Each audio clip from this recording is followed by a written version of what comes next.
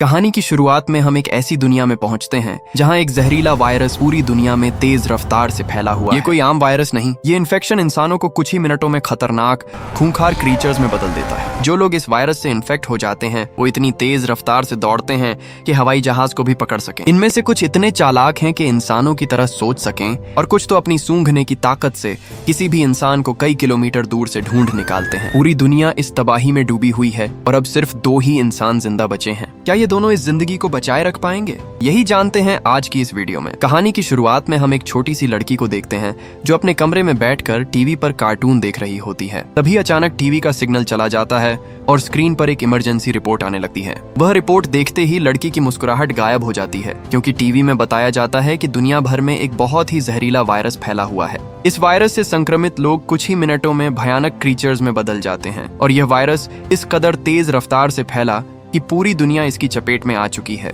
Anchor चेतावनी देता है कि जो भी यह खबर सुन रहा है वह जल्द से जल्द खुद के लिए कोई सुरक्षित जगह ढूंढ ले। लड़की यह सब देख ही रही होती है कि तभी ऊपर के कमरे से एक अजीब सी आवाज आती है। वह आवाज सुनकर लड़की के गले में सांसें अटक जाती हैं। वह धीरे धीरे ऊपर जाती है और कमरे में झांकती है, लेकिन यह तो उसकी बड़ी बहन का मजाक था जो एकदम से सामने आकर उसे डरा देती है। राहत की सांस लेते हुए दोनों अपनी माँ के कमरे की तरफ जाते हैं। वहां जाकर वे देखते हैं कि उनकी माँ बहुत परेशान है और वीडियो कॉल पर अपने पति को इस भयानक स्थिति के बारे में बता रही है। उनके पिता एक पायलट हैं और वह फोन पर अपनी बीवी और बच्चों को चेतावनी देते हैं कि हालात काफी खराब हैं। संक्रमित लोग, जो अब फेरल्स कहलाते हैं, हर तरफ बढ़ रहे हैं और जिस इलाके में ये लोग हैं वह सबसे ज्यादा खतरनाक है। वह कहते हैं कि तुम सब घर पर मेरा इंतजार मत करो, फौरन किसी सुरक्षित जगह की तरफ निकल जाओ। बातों बातों में वह अपने हाथ में पहना हुआ एक लकी ब्रेसलेट अपने बच्चों को दिखाते हैं। वही ब्रेसलेट जो उनकी बेटी एबिगेल ने खुद अपने हाथों से उनके लिए बनाया था। यह देखकर एबिगेल बहुत खुश हो जाती है और उस छोटी सी चीज में उसे अपने पिता की मोहब्बत नजर आती है। माँ फौरन फोन रख देती है और जल्दी जल्दी सामान इकट्ठा करने लगती है। एक पल भी गंवाए बिना वह दोनों बच्चों को लेकर घर से बाहर निकलती है। वे तीनों भागते हुए अपनी गाड़ी की तरफ बढ़ते हैं, लेकिन जैसे ही वे गाड़ी का दरवाजा खोलने वाले होते हैं तभी कहीं से एक खतरनाक क्रीचर उनकी मां पर हमला कर देता है। ये सब इतनी तेजी से होता है कि किसी को संभलने का मौका नहीं मिलता। डर के मारे छोटी एबिगेल जल्दी से गाड़ी के नीचे छुप जाती है और अपनी आंखों के सामने अपनी मां और छोटे भाई को उस क्रीचर के हाथों मरते हुए देखती है। खुशकिस्मती से वह क्रीचर छोटी बच्ची को देख नहीं पाता और वहां से चला जाता है। एबिगेल सांसें रोककर वहीं दबी रहती है, लेकिन तभी वह देखती है कि उसकी माँ का जिस्म अजीब हरकत करने लगा है। वायरस की वजह से अब उसकी माँ भी एक ज़ॉम्बी बन चुकी है। माँ अपनी ही बेटी को गाड़ी के नीचे देखकर उसकी तरफ लपकती है। इससे पहले कि वह अपनी बेटी को मार पाती, एक अनजान आदमी वहां आता है जिसका नाम जैक है। जैक फौरन अपनी बंदूक से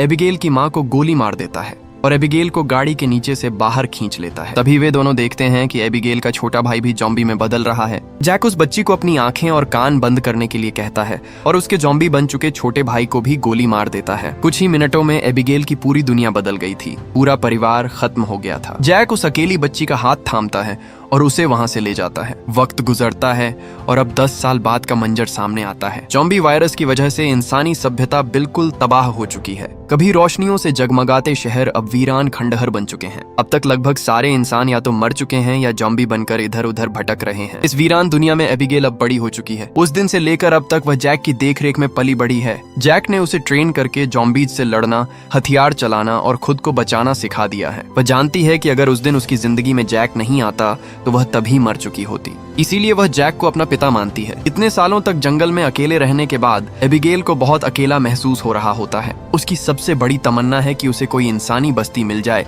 जहां वह बाकी लोगों के साथ मिलकर रह सके। लेकिन जैक को लोगों के बीच रहना बिल्कुल भी पसंद नहीं।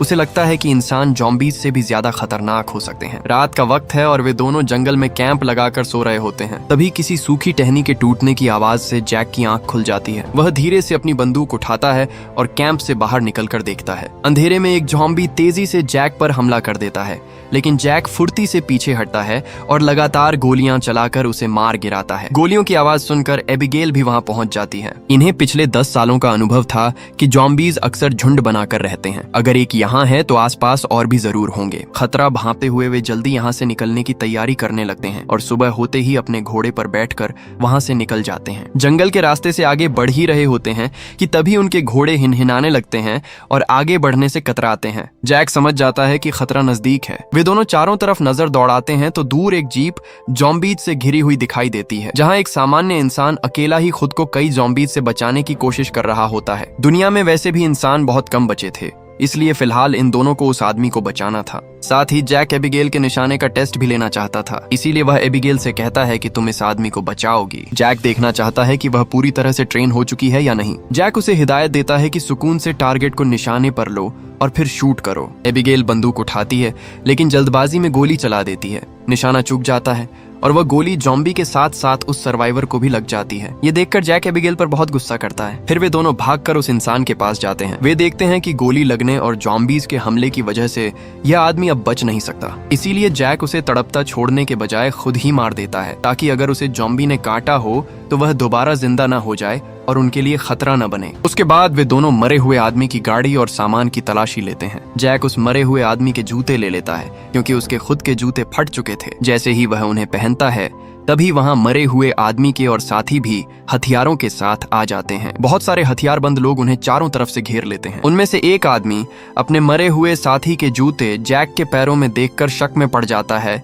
कि इन्होंने सामान लूटने के लिए उनके साथी को मारा है। माहौल तनावपूर्ण हो जाता है और वे लोग जैक और एबिगेल पर बंदूकें तान देते हैं। जब ये लोग इन्हें मारने लगते हैं तभी उस ग्रुप की एक गाड़ी से एक प्रेग्नेंट महिला जिसका नाम मेगन है नीचे उतरती है। वह अपने साथियों से इन दोनों को छोड़ने के लिए कहती है क्योंकि उसे लगता है कि ये बुरे लोग नहीं हैं। तभी जैक फुर्ती से एक लड़की से बंदूक छीन लेता है और समझाने की कोशिश करता है कि उन्होंने उनके आदमी को जानबूझकर नहीं मारा, वे तो ज़ॉम्बी से उसे बचाना चाहते थे। और यह कहते हुए जैक की बात बिल्कुल सच होती है। तभी उनका काला घोड़ा एक बार फिर जोर जोर से हिनहिनाता है, जो एक चेतावनी थी। अगले ही पल दूर जंगल से तेज आवाजें आने लगती हैं। हजारों की तादाद में ज़ॉम्बीज का एक अजीम झुंड उनकी तरफ दौड़ता हुआ आ रहा था। ज़ॉम्बीज इतनी तेजी से टूट पड़ते हैं कि किसी को भी भागने का मौका नहीं मिलता। मजबूरी में लोग वहीं खड़े होकर हथियारों से मुकाबला करने लगते हैं। सबके पास हथियार थे, लेकिन ज़ॉम्बीज की संख्या इतनी ज्यादा थी कि हालात उनके नियंत्रण से बाहर हो जाते हैं। धीरे धीरे ग्रुप के काफी लोग एक के बाद एक ज़ॉम्बी के काटने का शिकार हो जाते हैं। जो लोग बचे थे उनके पास छुपने के लिए कोई जगह नहीं थी और कुछ ही देर में उनकी तादाद बहुत कम रह जाती है। इसी बीच एक ताकतवर आदमी भी दुर्भाग्यवश ज़ॉम्बी का कांटा खा लेता है। हालात समझकर वह खुद को गोली मारना चाहता है, लेकिन उसकी बंदूक में गोलियां खत्म हो चुकी होती हैं। अब तक उन्हें पता चल गया था कि वे ज़ॉम्बीज से ज्यादा देर नहीं टिक पाएंगे, इसीलिए एबिगेल प्रेग्नेंट महिला को लेकर गाड़ी में बिठा देती है। उस गाड़ी में पहले से ही प्रेग्नेंट महिला का पति डेविड बैठा होता है और जैक गाड़ी स्टार्ट करके जल्दी वहां से निकल जाते हैं। पूरे ग्रुप में अब सिर्फ ये 4 लोग ही बचे थे, बाकी सब ज़ॉम्बीज के शिकार हो चुके थे। एक काले चेहरे वाला ज़ॉम्बी अपने साथियों को मरा हुआ देखकर बहुत ज्यादा गुस्सा हो जाता है। उसने यह फैसला कर लिया कि वह जैक का पीछा करता रहेगा और बदला लेता रहेगा। उधर ये चारों ज़ॉम्बीज से जान छुड़ाकर गाड़ी में सफर कर रहे होते हैं। रास्ते में जैक पीछे बैठी मेगन से पूछता है कि तुम हो कौन और यहाँ क्या कर रहे थे। पूछने पर पता चलता है कि ये लोग शिपटाउन नाम की जगह जाना चाहते थे, जहाँ सुरक्षित तरीके से इंसान रहते हैं, जहाँ जरूरत की तमाम सुविधाएं हैं और जहाँ वे एक सामान्य जिंदगी गुजारना चाहते थे। यह सुनकर एबिगेल बहुत खुश हो जाती है क्योंकि यही तो वह जगह थी जहां वह हमेशा से जाना चाहती थी। लेकिन जैक कहता है कि मुझे नहीं लगता ऐसी कोई कॉलोनी मौजूद है। मैं पिछले 10 सालों से इधर उधर भटक रहा हूँ, मुझे तो कोई ऐसी कॉलोनी नहीं दिखी। मेगन बताती है कि उनका पहले से वहां के लोगों के साथ रेडियो पर संपर्क हो चुका था। ये सुनकर जैक का शक थोड़ा कम होता है, लेकिन वह खुद वहां जाने के लिए फिर भी तैयार नहीं था। इतने लोगों के बीच रहना उसके लिए ज्यादा खतरे का मतलब था। तभी अचानक बीच रास्ते में उनकी गाड़ी खराब हो जाती है। डेविड बाहर निकलता है और कहता है कि मैं एक मैकेनिक हूँ और इस गाड़ी को ठीक कर सकता हूँ, लेकिन औजारों के बिना गाड़ी ठीक नहीं हो पाती। मजबूरी में ये लोग गाड़ी यहीं छोड़कर पैदल सफर करने लगते हैं। कई किलोमीटर चलते चलते वे एक वीरान सोसाइटी में पहुंच जाते हैं। यहाँ ऊंची इमारतें अभी भी खड़ी हैं, लेकिन हर तरफ मौत की शांति छाई हुई है। ये लोग पहले इस जगह की अच्छी तरह से जांच करते हैं और जब उन्हें कोई खतरा नहीं लगता तो रात यहीं गुजारने का फैसला करते हैं। रात को वे आग जलाकर खाना पकाते हैं। एबिगेल शिपटाउन के बारे में मेगन से बातें करने लगती है। मेगन बताती है कि वह एक बहुत ही खूबसूरत जगह है जहां हम आजादी से रह सकते हैं। ये सुनकर एबिगेल की आंखों में चमक आ जाती है। दूसरी तरफ जैक बाहर चारों ओर जाल बिछा देता है ताकि अगर वे सो भी जाएं तो खतरा नजदीक होने पर फौरन पता चल सके। अंदर आकर जैक एक नक्शा निकालता है और सबको समझाता है कि वह मेगन और डेविड को कुछ दूर तक पहुंचाएगा और उसके बाद दोनों अलग अलग रास्ते पर चले जाएंगे। लेकिन एबिगेल जैक के इस फैसले से खुश नहीं थी। वह जैक के पास जाती है और उससे बहस करती है कि डेविड अपनी प्रेग्नेंट बीवी को उस जगह तक सुरक्षित नहीं पहुंचा पाएगा, इसलिए हमें उनके साथ चलना चाहिए। जैक कहता है कि देखना चाहिए, जहां लोग ज्यादा होते हैं वहां खतरा भी ज्यादा होता है। लेकिन एबिगेल जैक के इस फैसले से नाराज होकर चली जाती है। दोनों को नहीं पता होता कि वह काले चेहरे वाला जॉम्बी उनकी गाड़ी को सूंघता हुआ वहां तक पहुंच चुका है। अगली सुबह एबिगेल छत पर बैठकर अपने बचपन की तस्वीरें देख रही होती है कि अचानक नीचे पेड़ों से सरसराहट की आवाज आती है। वह समझ जाती है कि जॉम्बी अंदर आ गए हैं और सबको चेतावनी देने के लिए नीचे दौड़कर जाती है। लेकिन रास्ते में एक जॉम्बी भी उसके पीछे लग जाता है। एबिगेल अपनी जान बचाते हुए सीढ़ियों पर चढ़ने की कोशिश करती है और पूरी ताकत लगाकर पीछे आ रहे उस जॉम्बी को एक जोरदार धक्का देती है। वह जॉम्बी तो नीचे गिर जाता है, लेकिन इस हाथापाई में एबिगेल का बैलेंस भी बिगड़ जाता है और वह भी गिरने वाली होती है। तभी एक मौके पर जैक वहां पहुंचता है और उसका हाथ थामकर उसे ऊपर खींच लेता है। उसी वक्त बाहर वह काला जॉम्बी अपने बाकी साथियों को लेकर उसी जगह पहुंच चुका होता है, क्योंकि वे अपने मरे हुए साथी की गंध पहचानते हुए वहां आए थे। लेकिन जैक ने जो जाल बिछाया था वह काम कर जाता है। जैसे ही जॉम्बीज का झुंड अंदर घुसने की कोशिश करता है, एक जोरदार धमाका होता है और काफी सारे जॉम्बीज उड़कर चिथड़े हो जाते हैं। जैक उस धमाके की आवाज सुनकर समझ जाता है कि अब वहां रुकना मौत को दावत देना है और खुशकिस्मती से ये लोग उस धमाके के वक्त ही वहां से निकल चुके होते हैं। रास्ते में एबिगेल को अचानक एक आइडिया आता है। वह जैक को बताती है कि पास ही एक पुराना हवाई अड्डा है जहां उसके पिता काम किया करते थे। उसे लगता है कि शायद वहां कोई विमान बचा हो जिससे वे लोग उड़कर सीधे शिपटाउन पहुंच सकें। जैक को यह योजना बहुत जोखिम भरी लगती है। वह सीधा कहता है कि एयरपोर्ट एक खुली जगह है और अगर वहां जॉम्बीज ने घेर लिया तो भागने का कोई रास्ता नहीं मिलेगा और इसकी भी क्या गारंटी है कि वहां कोई विमान मिलेगा भी या नहीं। लेकिन एबिगेल की जिद और उम्मीद देखकर जैक मान जाता है। जब वे एयरपोर्ट पहुंचते हैं तो वहां सन्नाटा पसरा होता है और रनवे एकदम खाली पड़ा होता है। जैक की बात सच साबित होती है। वहां दूर दूर तक कोई जहाज नहीं दिखता। लेकिन उनकी किस्मत तब पलटती है जब वे एक पुराने बंद गैरेज का शटर उठाते हैं। अंदर एक छोटा हवाई जहाज खड़ा था। ये देखकर सबकी आंखों में चमक आ जाती है। लेकिन समस्या यह थी कि वह जहाज सालों से बंद पड़ा था। मैकेनिक डेविड इंजन चेक करता है और कहता है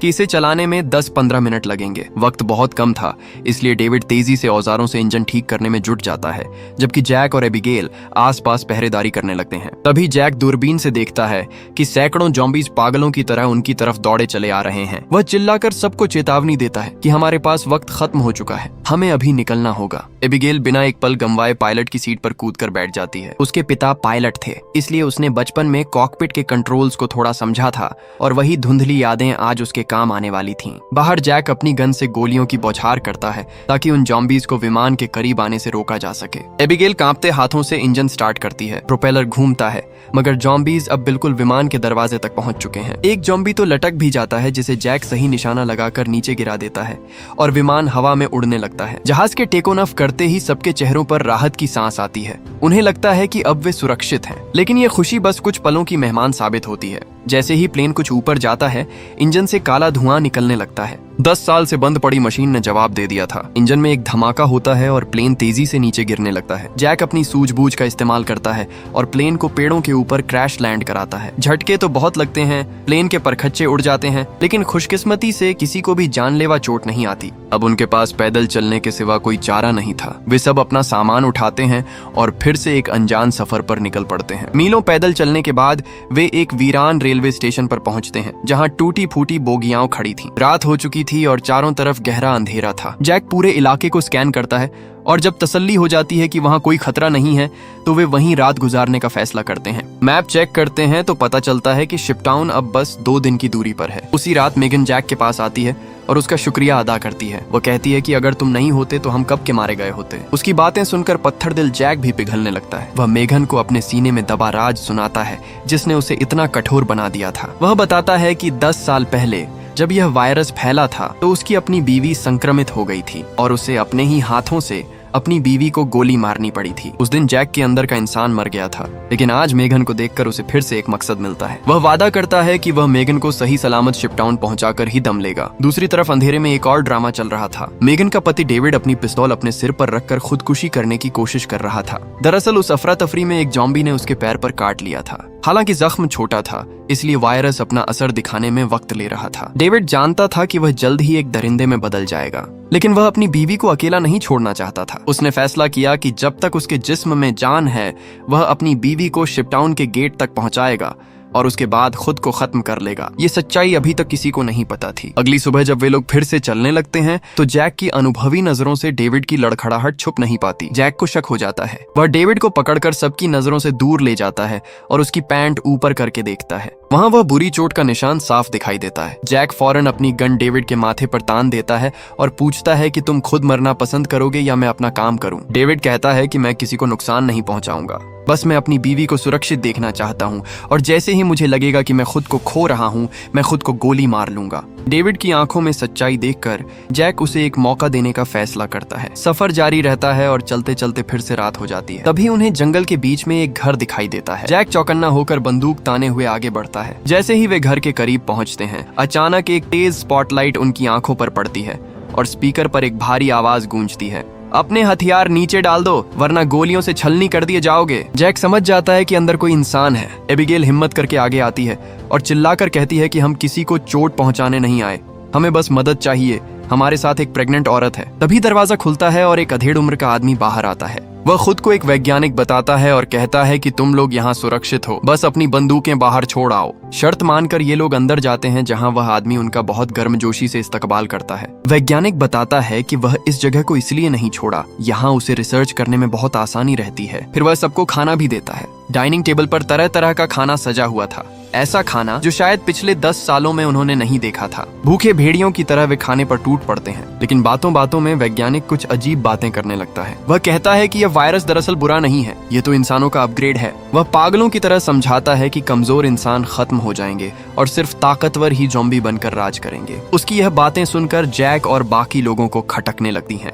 उन्हें महसूस होता है कि यह आदमी सामान्य नहीं है। तभी डेविड की तबीयत बिगड़ने लगती है। वायरस अब तेजी से अपना असर दिखा रहा था। वह वॉशरूम में जाता है और आईने में देखता है। उसकी नसें काली पड़ चुकी थीं और आंखें खून जैसी लाल हो रही थीं। वो समझ जाता है कि उसका वक्त पूरा हो चुका है। जब वह वापस हॉल में आता है तो देखता है कि जैक, एबिगेल और मेगन बेहोश होकर सोफे पर पड़े हैं। उस वैज्ञानिक ने उनकी ड्रिंक्स में बेहोशी की दवा मिला दी थी। डेविड गुस्से में उस वैज्ञानिक पर झपटता है, लेकिन वह वैज्ञानिक रिमोट डिवाइस का एक बटन दबा देता है। बटन दबते ही डेविड के जिस्म को एक जोरदार झटका लगता है और वह बेबस होकर जमीन पर गिर जाता है। साइंटिस्ट एक शैतानी हंसी के साथ बताता है कि उसने सालों की मेहनत से एक ऐसी डिवाइस बनाई है जो ज़ॉम्बी के दिमाग को कंट्रोल कर सकती है। अब उसे ज़ॉम्बीज़ से डरने की जरूरत नहीं, बल्कि वह उनका राजा है। डेविड की आंखों के सामने अंधेरा छाने लगता है। जब दोबारा उसकी आंख खुलती है तो वह खुद को और अपने साथियों को रस्सियों से बंधा हुआ पाता है। वह एक प्रयोगशाला जैसी जगह थी। वैज्ञानिक उनके सामने खड़ा होकर कहता है कि अब तुम मेरे एक्सपेरिमेंट का हिस्सा बनोगे। फिर वह उनसे पूछता है कि क्या तुम मेरी बीवी से मिलना चाहोगे। वह एक पिंजरे की तरफ इशारा करता है जिसके अंदर एक खतरनाक ज़ॉम्बी औरत कैद थी। ये उसी वैज्ञानिक की बीवी थी जिस पर उसने अपने पागलपन भरे प्रयोग किए थे। उसने अपनी बीवी पर एक्सपेरिमेंट करके ही ये डिवाइस बनाई थी। वैज्ञानिक उस पिंजरे का दरवाजा खोल देता है। ज़ॉम्बी बनी उसकी बीवी गुर्राते हुए बाहर आती है और पहले वैज्ञानिक ही पर हमला करने लगती है, लेकिन वैज्ञानिक बटन दबाता है और वह ज़ॉम्बी औरत उसके इशारे पर बंधे हुए जैक और बाकी लोगों की तरफ बढ़ने लगती है। वह जैक पर हमला करती है, लेकिन जैक उसे लात मारकर पीछे धकेल देता है। उसी पल डेविड के जिस्म में वायरस की ताकत आ जाती है और वह एक झटके में अपनी रस्सियां तोड़कर सबको आजाद कर देता है। ये देखकर वैज्ञानिक डरकर भाग जाता है। बिना वक्त गंवाए ये चारों बाहर निकलकर वैज्ञानिक की गाड़ी में बैठकर वहां से फरार हो जाते हैं, लेकिन वह पागल वैज्ञानिक अपनी डिवाइस से ज़ॉम्बीज़ की फौज को उनके पीछे लगा देता है। आगे रास्ता बंद होने की वजह से उन्हें गाड़ी छोड़कर पैदल भागना पड़ता है। डेविड जानता था कि अब उसका अंत करीब था, इसलिए वह अपनी बीवी को कसम देकर उन्हें आगे भेजता है और खुद अकेला ही ज़ॉम्बीज़ से भिड़ जाता है। मेगन जाना नहीं चाहती थी, लेकिन डेविड कहता है कि मैं यह अपने आने वाले बच्चे के लिए कर रहा हूँ, तुम उस बच्चे के लिए जिंदा रहना। वह बड़ी बहादुरी से ज़ॉम्बीज़ से लड़ता है, उन्हें काफी देर तक रोके रखता है और फिर आखिरकार एक जॉम्बी उसे मार देता है। उधर जैक, एबिगेल और मेगन को भागने का मौका मिल जाता है। जैक मेगन को गोद में उठाकर भागता है और आखिरकार ये लोग शिप टाउन के किनारे पहुंच जाते हैं। टावर पर बैठे गार्ड्स स्नाइपर से जॉम्बीज पर हमला करके उन्हें कवर देते हैं। उनके लिए एक कश्ती आती है और वे कश्ती में बैठकर सुरक्षित अंदर पहुंच जाते हैं। काला जॉम्बी बाकी जॉम्बीज को रोक देता है क्योंकि आगे पानी का रास्ता था और वे उसे पार नहीं कर सकते थे। अगली सुबह जब उनकी आंख खुलती है तो वे देखते हैं कि यह जगह कई बड़े जहाजों को जोड़कर बनाई गई है, एक पूरी कॉलोनी जहां इंसान सुरक्षित रह रहे थे। जैक को यह भीड़ भाड़ पसंद नहीं आती। वह एबिगेल से कहता है कि हमें फौरन यहाँ से निकल जाना चाहिए, लेकिन एबिगेल साफ मना कर देती है। इतने सालों बाद लोगों के बीच रहकर जो खुशी उसे मिल रही थी वह उसे छोड़ना नहीं चाहती थी। इसी बात पर इन दोनों के बीच जबरदस्त झगड़ा हो जाता है क्योंकि जैक को खतरा दिख रहा था और एबिगेल को जिंदगी। दूसरी तरफ मेगन एक बच्ची को जन्म देती है, लेकिन ज्यादा खून बहने से डॉक्टर कहता है कि वह ज्यादा दिन नहीं जी पाएगी। कोई भी यहाँ उसे खून दे नहीं सकता था। वह अपनी बच्ची जैक को सौंप जाती है और कहती है कि जिस तरह तुमने एबिगेल को पाला उसी तरह मेरी बेटी को भी ट्रेन करना। जैक की आंखों में अपनी मरती हुई बीवी की यादें आ जाती हैं और वह मेगन की बेटी को अपने पास रखने के लिए तैयार हो जाता है। थोड़ी देर बाद एबिगेल देखती है कि जिस लड़के को वह पसंद करती है वह एक छिपी हुई केबिन में जा रहा है। वह भी पीछे पीछे अंदर चली जाती है। वहां पहुंचकर वह देखती है कि इस केबिन में बड़ी तादाद में बम और वायरिंग लगी हुई है और एक वायरलेस रिमोट भी लटका हुआ है। जैसे ही वह उस रिमोट को छूने वाली होती है वह लड़का भाग कर आता है और बताता है कि उन्होंने शिपटाउन के नीचे बम लगाए हैं। अगर यह कॉलोनी कभी खतरे में पड़े तो सब लोग टनल के रास्ते निकल जाएंगे और बाद में इस जगह को बमों से उड़ा देंगे। लेकिन यह वक्त इतनी जल्दी आएगा ये किसी ने सोचा भी नहीं था क्योंकि वह पागल वैज्ञानिक अपनी कंट्रोल डिवाइस के जरिए जॉम्बी किंग को कंट्रोल करते हुए वहां हमला कर देता है। पानी के रास्ते ढेरों जॉम्बीज शहर में चढ़ आते हैं और लोगों पर हमला करने लगते हैं। कॉलोनी में अफरा तफरी मच जाती है। जैक फौरन एबिगेल को ढूंढने के लिए जॉम्बी मारता हुआ आगे बढ़ता है और आखिरकार उसे ढूंढ लेता है। इसी लड़ाई में जैक वैज्ञानिक से भी टकराता है। वैज्ञानिक समझता था कि उस डिवाइस को बनाकर वह नया भगवान बन गया है। जैक वैज्ञानिक के इस काम से इतना गुस्से में था कि वह उस पर हमला करता है और मौका मिलते ही उसके हाथ में लगी कंट्रोल डिवाइस को दीवार पर मारकर तोड़ देता है। डिवाइस के टूटते ही सिग्नल खत्म हो जाते हैं और जॉम्बीज अब खुद वैज्ञानिक ही पर टूट पड़ते हैं। वह वैज्ञानिक जल्द ही उनका शिकार बन जाता है। अफरा तफरी में सब टनल के रास्ते भागने लगते हैं। दूसरी तरफ खड़ा वह लड़का एबिगेल और जैक के आने का इंतजार करता है ताकि वह जल्दी से शहर को उड़ा सके। जब एबिगेल जैक के पीछे भाग रही होती है तो वह जॉम्बी किंग आकर एबिगेल को पकड़ लेता है, लेकिन जैक फौरन उस जॉम्बी पर हमला करता है। तभी एबिगेल की नजर उस जॉम्बी किंग के हाथ में बंधे ब्रेसलेट पर पड़ती है। यही ब्रेसलेट था जो उसने बचपन में खुद बनाकर अपने पिता को दिया था। वह समझ जाती है कि ये ज़ॉम्बी उसके पिता हैं। वह अपनी जिंदगी के सबसे बड़े द्वंद्व में खड़ी होती है, लेकिन जैक जल्दी से एबिगेल को खींचकर वहां से ले जाता है। वह लड़का रिमोट दबाकर पूरे शिपटाउन को धमाके से उड़ा देता है। कुछ ही सेकंड में वह कॉलोनी जलकर राख का ढेर बन जाती है। वहां इकट्ठे हुए जॉम्बीज भी उसमें खत्म हो जाते हैं, लेकिन राख के ढेर से वह जॉम्बी किंग फिर खड़ा हो जाता है और वहां आ जाता है। जैक फौरन बिना डरे उसके साथ लड़ने लग जाता है, लेकिन जैक कमजोर पड़ने लगता है। जैक को मौत के मुंह में देखकर एबिगेल फौरन जमीन से एक बंदूक उठा लेती है। वह जानती थी कि सामने खड़ा वह जॉम्बी उसका अपना पिता है, लेकिन वह यह भी देख रही थी कि वह जॉम्बी उस शख्स को मार रहा है जिसने उसे 10 साल तक एक पिता की तरह पाला था। इसलिए वह एक पल भी नहीं सोचती और अपने अतीत को भुलाकर सीधे उस जॉम्बी किंग को गोली उतार देती है, जिसके बाद जैक और एबिगेल एक दूसरे से लिपट जाते हैं। अब जैक, एबिगेल और बाकी बचे हुए लोग दूर एक छोटे से सुनसान आइलैंड की तरफ देखते हैं। यह आइलैंड उनके लिए उम्मीद की किरण था। यहाँ वे एक नई इंसानी बस्ती बसाने का फैसला करते हैं। जैक भी अब अपना इरादा बदल चुका था क्योंकि उसने देख लिया था कि लोग एक ताकत होते हैं, खतरा नहीं। वह भी अपने साथ एबिगेल और मेगन की छोटी बेटी को लेकर उस आइलैंड की तरफ रवाना हो जाता है, एक ऐसी जगह की तरफ जहां वे जॉम्बीज और फेरल्स से हमेशा के लिए महफूज रह सकें। और इसी के साथ ये कहानी खत्म होती है। अगर वीडियो आपको अच्छी लगी हो तो हमारे चैनल को सब्सक्राइब और वीडियो को लाइक जरूर कीजिए।